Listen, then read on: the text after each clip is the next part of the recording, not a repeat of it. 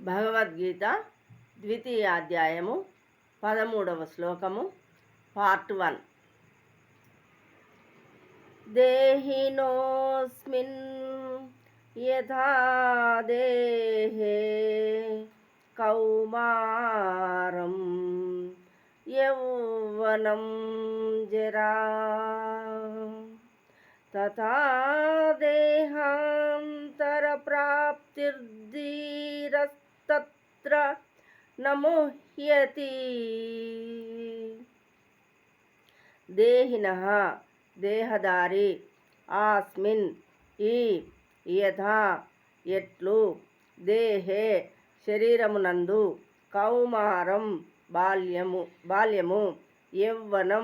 యవ్వనము, జరా వృద్ధాప్యము, తథా అట్లే, దేహ అంతర ప్రాప్తి మరి ఒక దేహమును పొందుట, ధీరః ధీరుడు, తత్ర ఆ విషయమున, నముహ్యతి ఎన్నడును మోహమునందడు. దేహధారి నిరంతరముగా ఈ దేహమునందు బాల్యము నుండి యవ్వనము నుండి వృద్ధాప్యమును క్రమముగా పొందుచుండునట్లు జీవాత్మ కూడా మరణ సమయమున మరొక దేహమును పొందును. అట్టి మార్పుచే ధీరుడెప్పుడును మోహమునందడు. భాష్యము. ప్రతి జీవుడును వ్యక్తిగత ఆత్మయ అయినందున ఒకప్పుడు బాలునిగను, ఒకప్పుడు యువకునిగను, మరి ఒకప్పుడు వృద్ధునిగను వ్యక్తమగుచు ప్రతి క్షణము తన దేహమును మార్చుచుండును. అయినను ఆత్మ మాత్రము అక్కడే నిలిచియుండి ఎట్టి మార్పును పొందదు. ఈ జీవాత్మ చివరికి మరణ సమయమున దేహమును మార్చి మరొక దేహమునకు పరిణామము చెందుచుండును. తదుపరి జన్మలో భౌతికమైన లేదా ఆధ్యాత్మికమైన మరొక దేహమును పొందుట నిశ్చయమగుటచే అర్జునుడు తనకెంతో ప్రీతిపాత్రులైనట్టి భీష్మద్రోణుల మరణ విషయమున చింతింపనవసరము లేదు. అంతేకాకుండా వారు తమ పాత దేహములను విడిచి నూతన దేహములను పొందుట ద్వారా నూతన శక్తిని పొందగలరని అతడు సంతోషింపవలెను.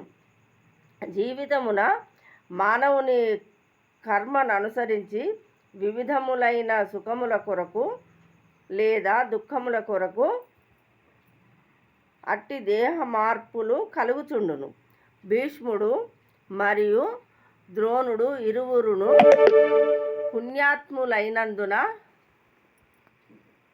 పుణ్యాత్ములైనందున తదుపరి జన్మమున తప్పక ఆధ్యాత్మిక దేహములను పొందనున్నారు, లేదా కనీసము ఉన్నత సుఖము కొరకై స్వర్గవాసులగుదురు.